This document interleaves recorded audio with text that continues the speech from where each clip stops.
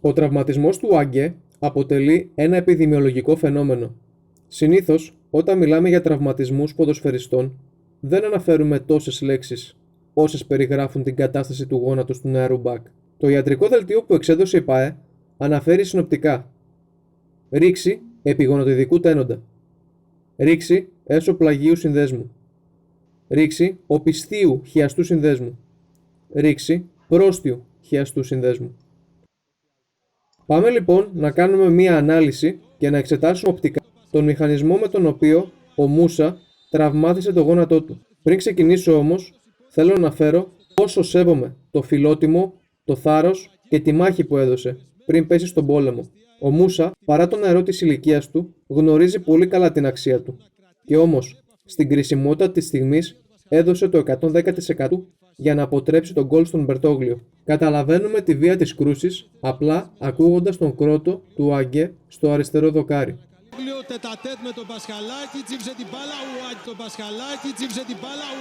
Πάμε λοιπόν από την αρχή. Έχει αντιληφθεί ότι θα χρειαστεί να υποστηρίξει και αρχίζει να συμπτύσσεται με την υπόλοιπη άμυνα με πολύ καλή τοποθέτηση. Με το που συνειδητοποιεί ότι η ταχύτητα της μπάλας είναι χαμηλή μετά από τη μονομαχία Πασχαλάκη, λαμβάνει την ευθύνη και διανύει επιταχυνόμενος μία απόσταση 10 μέτρων σε λιγότερο από 2 δευτερόλεπτα. Τώρα όμως βρίσκεται ήδη αντιμέτωπος, πέρα από το να διώξει την μπάλα, με το σενάριο της επιβράδυνσης και περίπου 17 χιλιόμετρα την ώρα ορμής προς το δοκάρι. Εδώ ξεκινάει η κόλαση. Βλέποντας την ταχύτητα με την οποία ο Ουαγκέ οδεύει προς την μπάλα, δύο είναι τα πιο πιθανά σενάρια.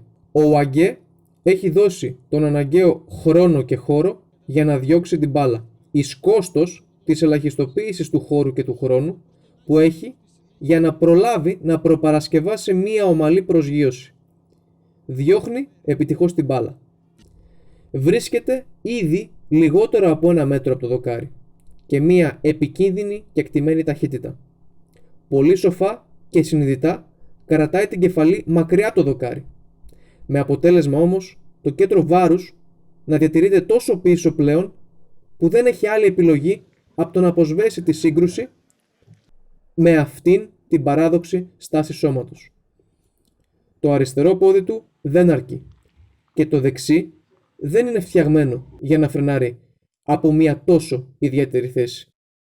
Μερικά εκατοστά απόστασης από την μετάβαση της ορμής στην αδράνεια ήταν αρκετά για να συντρίψουν τις σταθεροποιητικές δομές του γόνατος του Μούσα Ουαγκέ.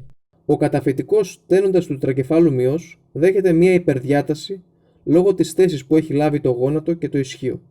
Και σίγουρα ταυτόχρονα έχουμε σύσπαση του τετρακεφάλου αρκετή για να επιφέρει την διάτμιση. Όπως βλέπουμε, το ισχύο εξωστρέφει, το γόνατο απάγεται, εξωστρέφει και υπερκάμπτεται και έχουμε την τέλεια συνταγή καταστροφής. Όλα τα μερίδια της κίνησης που περιέγραψα, μαζί με την βία της ταχύτητας και της κρούσης στο δοκάρι, έχουν κλινική συνάφεια με την ρήξη και των 3 συνδέσμων που περιγράψαμε νωρίτερα. Αυτό ήταν το πιο πιθανό σενάριο.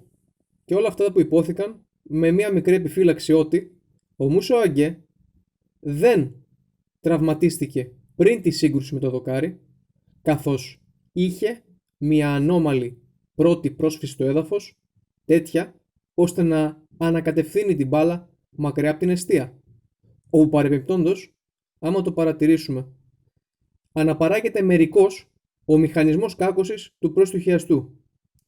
Είναι πάρα πολύ λιγότερες οι πιθανότητες σε σύγκριση με τα υπόλοιπα γεγονότα, αλλά είναι αναγκαίο να το θέσουμε.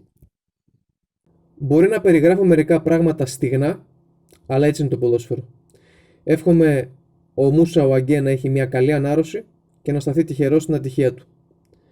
Μέχρι να μάθω ποια θα είναι η παρέμβαση από ορθοπαιδικής και φυσικοθεραπευτικής άποψης, δεν θα οδηγηθώ σε συμπεράσματα σχετικά με την πρόγνωσή του. Κάντε like, κοινοποιήστε, πατήστε το καμπανάκι και πολύ πιθανό να έχουμε follow-up βίντεο. Είμαι ο Δημήτρης Βουραζάνης για την Integra LTT. Keep watching, keep learning.